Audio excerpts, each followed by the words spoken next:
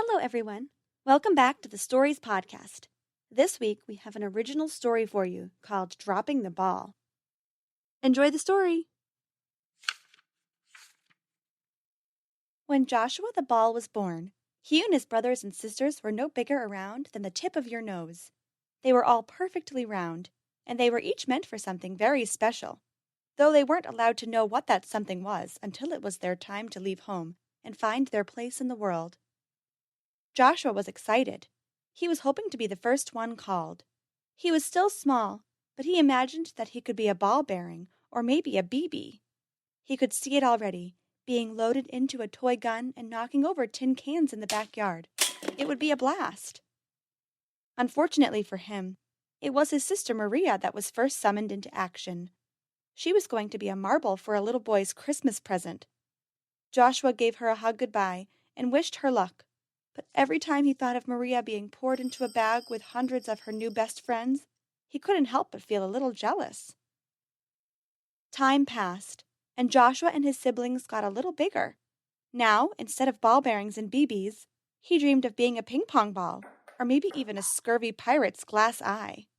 He could see it already, peering out of some old captain's head, watching the oceans roll by as he and his crew steered their ship towards some unknown plunder. Unfortunately for him, it was his brother Antoine that got the next call. Antoine was going to be a golf ball for the leading pro on the world tour. Joshua gave him a hug and wished him luck, but every time he saw Antoine being driven 300 yards with a mighty swing and a hearty sound, he couldn't help but feel a little jealous. Time passed, and Joshua and his siblings got even bigger. Now, instead of ping-pong balls and glass eyes, he dreamed of being a cricket or a tennis ball. He could see it already, being thrown high into the air and then smacked over the net, skipping off of the clay and winning the match for his player. Unfortunately for him, this time it was his sister Molly that got to leave. She was going to be a baseball in the final game of the World Series. Joshua gave her a hug and wished her luck, but when he saw the home run champ belt her 400 feet into the stands, he couldn't help but feel a little jealous. More time passed, and Joshua and his siblings got even bigger. Now, instead of cricket and tennis, he dreamed of being a football or a volleyball. He could see it already, being part of the game at the beach, getting bumped and set and spiked into the sand, the sound of the ocean echoing in his ears. Unfortunately for him, this time it was his brother Doug that got called up. He was going to be a bowling ball at the local lanes. Joshua gave him a hug and wished him luck. But when he imagined Doug barreling down the wooden planks and knocking over all of the pins for a thundering strike, he couldn't help but feel a little jealous. Even more time passed, and Joshua and his siblings got bigger.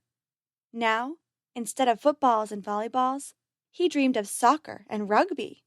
He could see it already, being run and kicked and passed all over the field, finally ending up the object of desire in a rough and tumbling rugby scrum.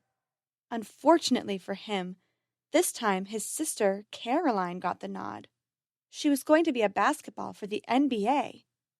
Joshua gave her a hug and wished her luck, but every time he saw her being palmed and lifted gracefully into the air before being slammed down for a monster dunk, he couldn't help but feel just a little jealous. Then it was just Joshua, all alone. He waited and grew and waited and grew until he was too big for any game he could imagine. He got bigger until he was heavier than any medicine ball and larger around than any yoga ball. And still he grew. He got so big that he couldn't see how he would be any use to anyone. He imagined that he had been forgotten, too large to be loved and too old to be needed. He convinced himself that he would spend all his days bored and waiting. Until, finally, he got the call. They placed him in the middle of a large city square at the top of a giant pole. At first it was lonely, but then people began to fill in. Joshua couldn't believe it, but it seemed like everyone was there to see him. They shone bright lights onto his surface and played music all around his head. The city square turned into a giant party, and Joshua was the guest of honor. He couldn't understand it. He was too big to drive with a club or play with on the beach, or dunk through a hoop, or even fit in a pirate's head. What use could he possibly be? And then he started to move, sinking slowly down the pole, and the people were getting louder and louder and louder. They were counting down. 3, 2, 1. Happy New Year! Joshua had found his place at last, and he wouldn't have traded it for all of the pirate heads in the world. The end.